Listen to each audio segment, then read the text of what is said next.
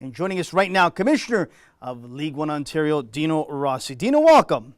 Hey, Anthony. Thanks for having me. A pleasure's all mine. Dino, just before we get previewing the season, the new clubs, and all the good stuff that's going to be taking place in days' time, I want to get your thoughts on what Stuart and I talked about. You saw it, the unfortunate red card to Rocco Romeo of Canada in that big competition in CONCACAF. And I felt for the kid. He shouldn't have did what he did. That's my 2 cents on it. But I quite frankly, getting tired of the refereeing and the play acting. And I went to the deep end, Dino, and I thought, you know what? Maybe it's time we, as Canadian coaches, start teaching a little bit of it. And I was taken to task. I'd like your thoughts. You've been around Pan American games, World Cup games, Gold Cup games, you name it. Your thoughts. You going off the deep end a little bit? I'm shocked to hear that. But anyways, I'm a little mixed on it. I have to say that, yeah, Rocco should have been a little smarter. He's a great young player. He's a big star in League One, one of the best young players we have. It's a lesson that he's learned, and I can assure you that I'm pretty confident in saying that he won't do that again. This is just a part of the game everywhere. It's not just a CONCACAF thing. It's, people will try to take advantage. And what we saw there was a player who's well schooled in the dark arts and took advantage. And referees, they have a very tough job, and sometimes they may see something, but they don't see it all, and they confer. They have those the speaker systems that they talk to each other during the game. And maybe somebody saw it as worse than what it was. A replay is not something that they have access to at that moment.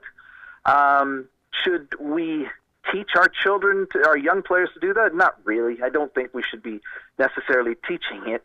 But at the same time, it's a fact of the game, and our players do need to be a bit more cunning and learn how to take advantage of opportunities that may exist. But I just don't see it as really a part of the Canadian culture in any sport. And as such, I don't really see that being something that will ever become part of the hidden curriculum of soccer training for Canadians. I don't think you'll ever see it.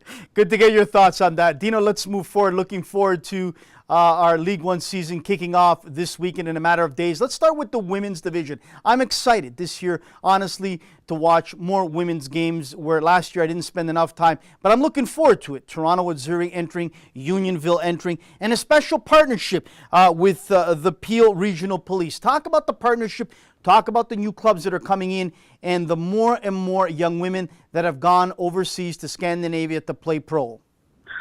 Well, that's really it's really prescient that you ask us that question, because today we had a press event with Peel Region Police to formally announce a new partnership that we've done with them, specifically with supporting the women's division of League One, which we're very proud of. We're only entering year 3, but we've already accomplished a great deal with the women's division, and we feel very safe in saying that it is, far and away the best level of women's soccer that there exists in the country of Canada, and I think it's one of the best leagues in all of CONCACAF region, quite frankly.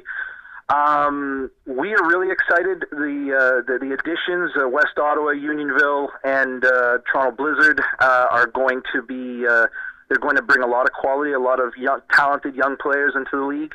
We're very, very excited to see the quality that we know exists in the Ottawa and the Capital Valley region to join League One, and we're very excited to have a former national team player like Christina Kiss as a head coach in West Ottawa.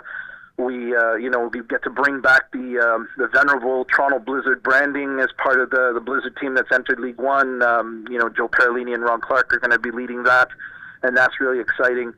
And Unionville is very exciting because they have several youth national team players in their roster, and so right out of the chute, we expect that they're going to be very competitive and very strong. So we expect that the league, which grew leaps and bounds last year in terms of on-field quality, is going to continue to grow, even though there's a handful of very, very talented players like Christabella Duro, April Syme, and Stephanie Bukovic, who was our goalie of the year last year, and they've gone on to Scandinavia, and their season's about to start as well. We're very, very proud that we've been able to help carve out a pathway for our most talented senior players who've maybe finished their university careers and who still have ambition to play at a very high level, and through some partnerships that have been forged, we've created some pathways into leagues where the players get a very high level of competition and can make a bit of a living playing soccer. So it's very exciting. Now, you mentioned West Ottawa, and I remember you and I going out there before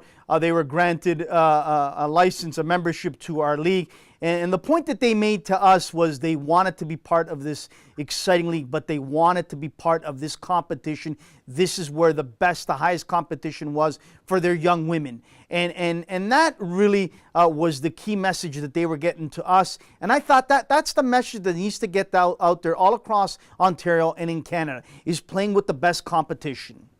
Well, you just really can't find this collection of talent anywhere else, and there are just numerous national team players, people who've played at all levels, from U17 to the senior team. We have we have someone like Jade Kovacevic, who was our MVP last year and our Golden Boot winner. And I really believe that young lady is a national team player in the making right now.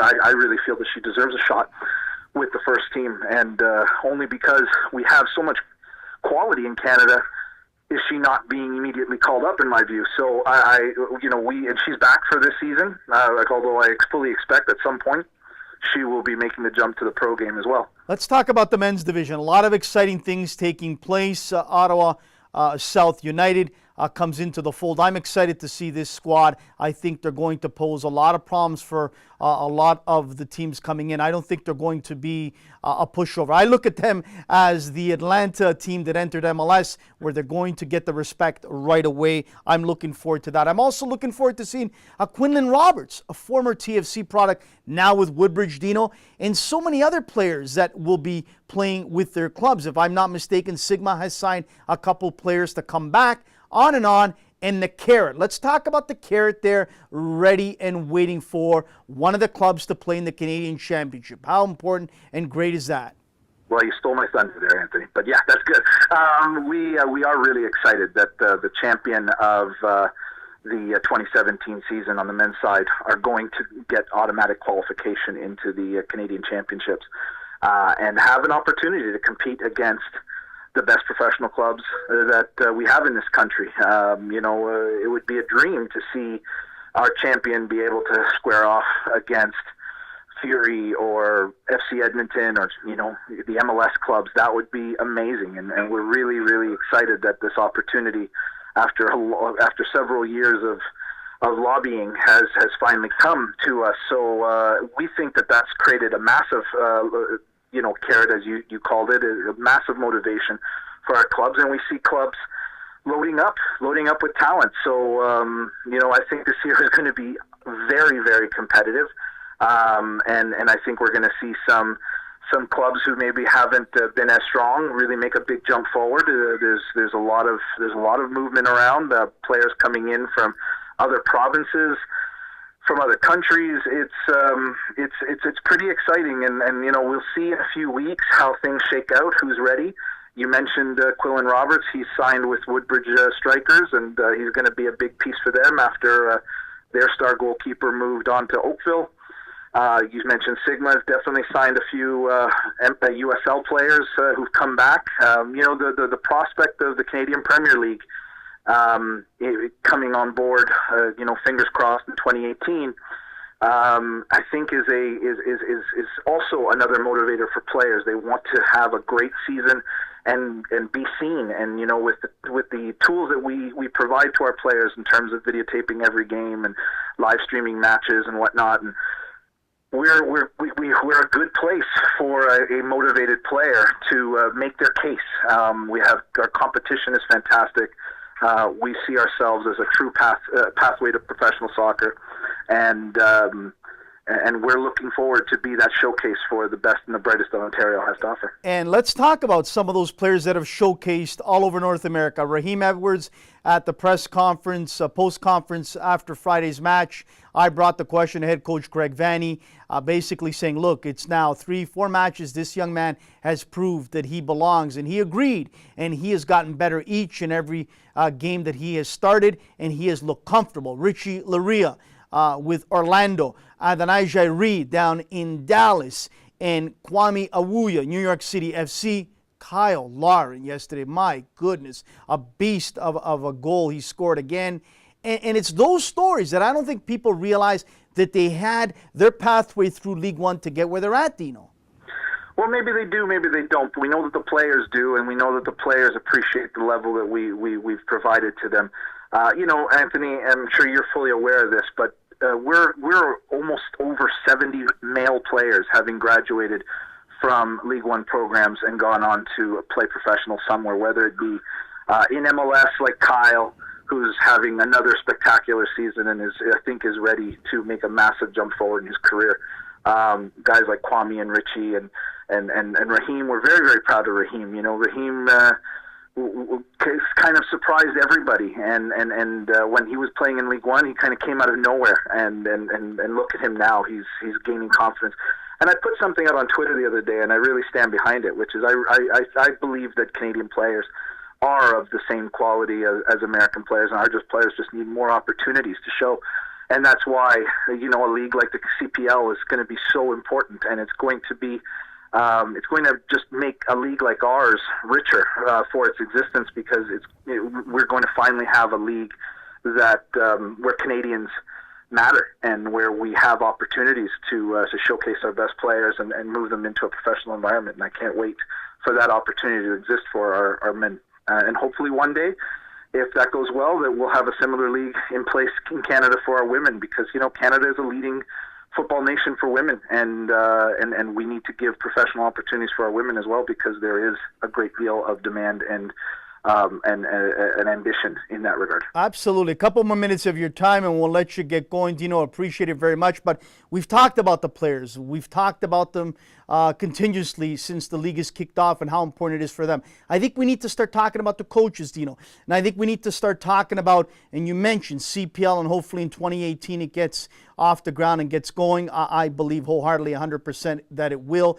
Then we need to start talking about guys like Bobby Semiotis of Sigma getting a shot on the bench of one of these CPL squads, Carmen Asako, and others in the fold that possibly could sit on the bench of a CPL team as a head coach or as an assistant. I think many times we don't talk about them enough, and we talk maybe a little bit too much of the players. I think we need to start talking about the coaches as well. Well, we definitely need to talk about them and definitely acknowledge them. At the end of the day, people pay tickets to see the players, and so they'll always get the most attention. But we have great coaching talent in this league, and I agree with you that once there is a professional league for them to move up to, a fully professional league, that we're probably going to lose some of the names that we've become very familiar with in our league. There's so much experience on the benches of all of our teams across the board, and we're very, very lucky to have them operating at this level and guiding and preparing the top talent this province has to offer.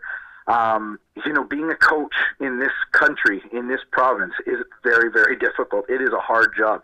You are asked to juggle a lot more than you might be at high levels in other places in the world, where the resources are not as readily available here as they should be for coaches, and so they're carrying multiple responsibilities on their shoulders, and so for them to still be able to do the work they do is a real testament to their professionalism and their quality. How important is it that CPL is a place where a guy like Mo Babuli can land? We know what happened with him last week, being waived by TFC, and now obviously looking for a spot to land. But a guy like him, a guy like Quinlan Roberts who's at Woodbridge, a guy like a Johnny Grant at Sigma, I believe this CPL is tailored and really specifically for players like them. Dino? Yes, absolutely. I mean, every country that's worth its salt has a professional league, because at the end of the day, no other country is going to value your players as much as you value your own players. We see that in the United States, and they should. They should prioritize the advancement of their players, because their leagues are American domestic leagues. We can't continue to hope to export our professional player development to other countries and hope that what we get in return are the players we need. We need creative players, we need strikers, we need defenders, we need keepers, and the only way our national teams are going to achieve the level that we expect of them is to have players playing in a professional environment 8, 9, 10 months of the year, and being prepared for the rigors that come with it. And we can't rely on other countries to provide that. The best of the best will move on, and that's great. But there are a lot of really, really good players that may never catch the eye of a team in a foreign country. But if we have a strong and stable league of our own, there will always be a home for those players who want to play the game at that level and have the talent to do so. In 30 seconds or less, Dino, as we close it out, talk about the young professionals that we're lucky to be surrounded with working on game day events for the League1 Ontario. Many of them have aspirations and dreams of working in CPL or MLS. Talk about the importance of these young people and the opportunity, the door that we've opened for them as well. Well, you're talking about our matchday coordinator position that we established last season. We really felt that it was important for a league of our level that is very focused on maintaining a high standard of game day operation quality to have league oversight on site at every game. So we established this matchday coordinator role, and we were very fortunate to bring on board a number of young, talented, and motivated people who want to work either as in the sport journalism world, like you, Anthony, where they're talking about sport all the time or writing about it, or they also want to be involved in the event management and game day operation side of things. They did a great job for us. Our license holders were glowing in praise about the way the program was executed last year, and we've expanded it this year. And, just like we want to create opportunities for players and coaches and match officials, we also want to help provide opportunities for young people who want to work as professionals behind the scenes in the game. And the building of capacity that we're doing is going to benefit a league like the CPL and, soccer clubs in general. There's lots of clubs that need to have top professionals on staff, and the kind of experience that we're giving these young people will translate nicely into opportunities to work at some of the community clubs and academies across this province. Dino, outstanding you to make time joining us. Thanks so much. Safe travels out to Windsor for that first match you're going to take in. Good luck to them. Good luck to all the clubs, men and women's division. I'll be off to watch a couple games on the weekend, Aurora and Vaughan. And again, good luck to all the clubs, and it is so important that we go out there to support them. Dino, thank you so much again, and we'll see you out there at the League1 Ontario games this weekend. Thanks for all your continued support.